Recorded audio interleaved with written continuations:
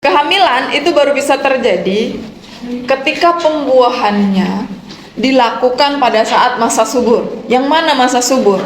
Nah, biasanya kalau dia siklusnya normal 28 hari, ya, itu masa subur adalah hari ke-12. Jadi ini misalkan hari pertama haid, ya, terus katakanlah menstruasinya 6 hari gitu ya.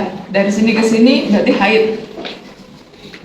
Nah, hari ke-12 sampai hari ke-18 ini adalah masa subur. Sudah, masa subur. Jadi kalau misalkan kita mau ngitung usia kehamilan kemarin kan, hari pertama haid terakhir gitu kan patokannya ya, ditambahin 7, bulannya kurang 3, tahun tambah 1, ya kan? Nah, berarti kita kan ngambilnya dari sini. Kalau dari sini dimulai penghitungan, padahal sini lagi sedang haid, tidak akan ada yang berhubungan pada saat lagi haid, ya kan? Nah, kemudian setelah dia selesai haid ini sudah bersih, tapi dia berhubungan, ini tidak akan bisa menghamili, karena belum masa subur. Sudah? Nah, jadi disinilah yang mungkin terjadinya kehamilan.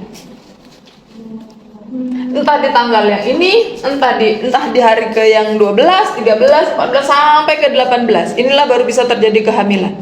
Setelah itu sampai ketemu masa menstruasi kembali, nah itu mau berapa kali berhubungan sehari pun tidak akan bisa hamil. Sudah? Nah, jadi ini yang biasanya digunakan untuk memprogram kehamilan. Jadi kalau mau program kehamilan, di sini misalkan haid terus sampai 6 hari, ini upayakan jangan berhubungan dulu. Supaya apa? Supaya spermanya punya kualitas yang bagus. Dimulai berhubungan pada hari ke-12 sampai hari ke-18. Sudah? Setelah itu, berapa kali berhubungan pun gak akan bisa menghamili. Ini kalau mau program hamil. Tapi kalau dia mau menghindari kehamilan, berarti yang dilakukan adalah diharamkan untuk berhubungan pada masa subur. Nah, itu dia kebalikannya. Sudah? Jadi kalau misalkan selesai haid dia mau berhubungan, it's okay, nggak ada masalah. Ya. Kalau dia siklusnya normal, yang sulit itu siklusnya siklus pendek atau siklus panjang, nggak terbaca dia masa suburnya kapan. Jadi harus diikuti dulu minimal 3 bulan siklus. Ya, mau pakai metode suhu tubuh. Jadi kalau bangun tidur, ini udah ada catatan sama termometer di samping bantalnya. Jadi begitu udah melek mata, jangan dulu beraktivitas, langsung ukur suhu tubuh. Dapat berapa suhunya dicatat. Jadi biasanya ada yang kondisinya tuh naik sendiri.